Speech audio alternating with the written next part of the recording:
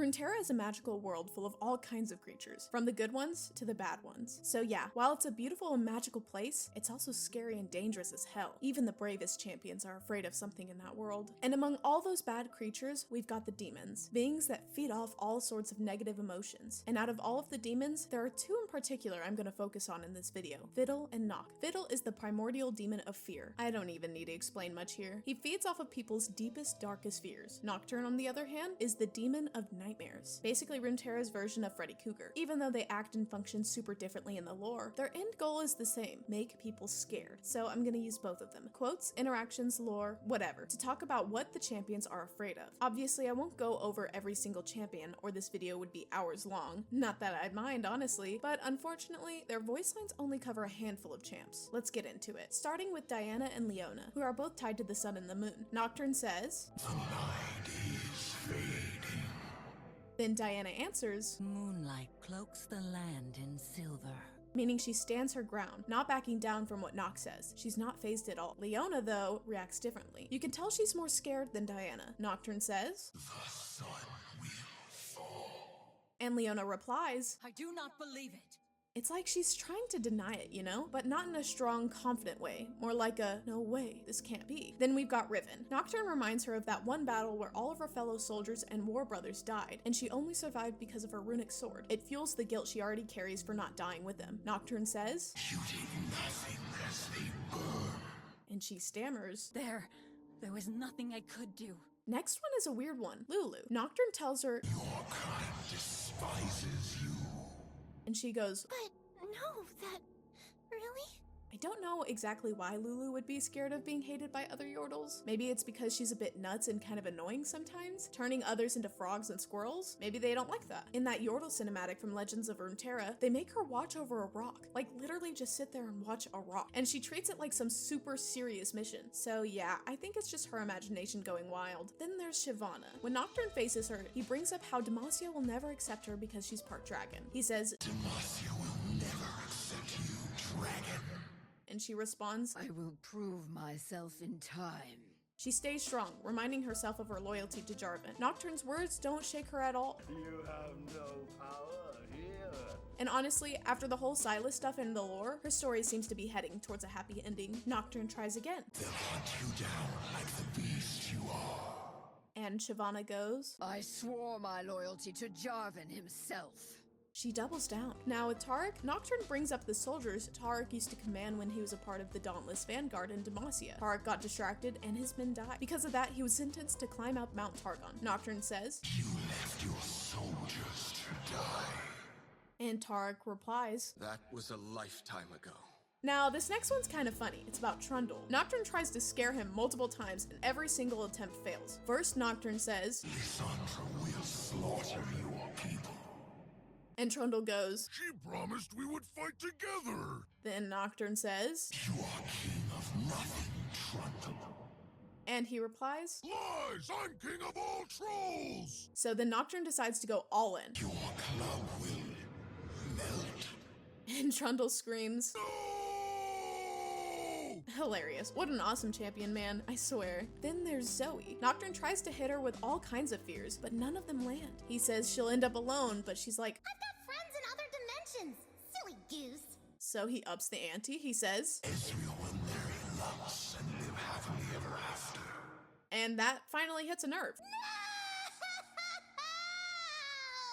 That's a real feel right there. These last interactions show that Nocturne's powers doesn't really work on beings that are either way more powerful than him or just don't have fear. Like maybe they're just not that smart or just don't care. Like Zoe or Trundle. Or they're insanely strong and brave like Aurelion Sol. Speaking of fear, you know what really scares me? You not liking the video, not subscribing to the channel, and not considering becoming a member if you want to unlock some cool perks and help me out. Anyway, back to the video. Even though Nocturne can see and understand what champions fear, it's Fiddlesticks, the primordial demon of fear. fear, who can actually exploit those traumas and regrets with 100% effectiveness. Since Fiddle doesn't just interact with champions when he meets them, but also when he kills them, he's got way more voice lines than Nocturne. Oh yeah, I don't think I mentioned this yet, but since he's the primordial demon of fear, he's the most powerful and terrifying out of all of the demons. He mimics his victims, makes creepy noises, all that good stuff to scare the hell out of everyone. Most of his interactions involve him mimicking something tied to that champion. Could be someone important in their life, or the champ themselves reliving a traumatic event. Like when he runs into Nunu, he says, I'm always here, my little hero. and when he kills Nunu, he says, I'll save you.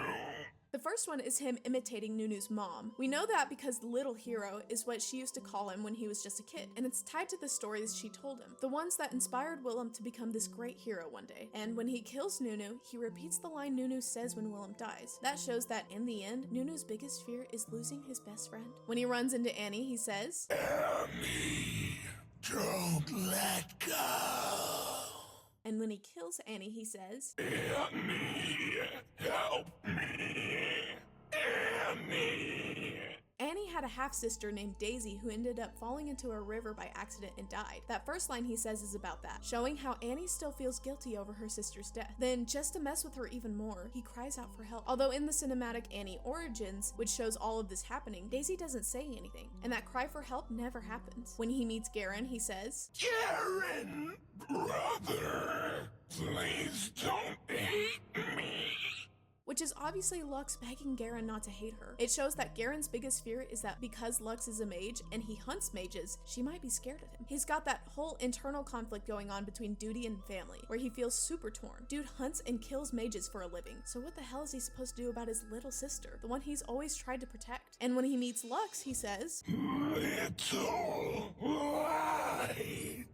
That's the nickname Silas used to call her back when they first met while he was still in prison. That nickname was just a way for Silas to gain Lux's trust so he could escape and get close to her. It was because of Lux that he managed to break out and kill a bunch of people in the process, not to mention all the chaos that came after the Mage Revolution, something Lux still blames herself for, like a lot. Speaking of Silas, when Fiddlesticks runs into him, he says, Venice, don't hurt her. That line basically brings back the memory of the event that got Silas locked up in the first place. He and another mage hunter named Vanis went after a young mage girl in the countryside of Demacia. That's when Silas discovered he could absorb magic from other mages and ended up killing a bunch of people, including the girl and Vanis. Now, moving on from the Demacia crew, who all kind of know each other, when Fiddlesticks finds Jinx, he says, Jinx, all your fault, all your fault. That line is a callback to what happens at the end of Arcane Season 1, Episode 3. That's when Powder tries to help her family but ends up accidentally killing almost everyone. That's when her sister Vi calls her Jinx for the first time. And this line shows that Jinx still carries all that guilt for what happened. It's the trauma that basically killed Powder and gave birth to Jinx. When he runs into Misfortune, he says, Sarah, and when he kills her, he says, hide, Sarah, hide. For anyone who doesn't know, MF's real name is Sarah. That line is basically MF's mom yelling her name and begging her to hide. It happened when Gangplank stormed her mom's workshop and killed her right in front of Sarah. He bombed the whole place with the two of them inside. That was the moment MF swore to get revenge on GP. When he runs into Riven, he says, Guilty, guilty, guilty.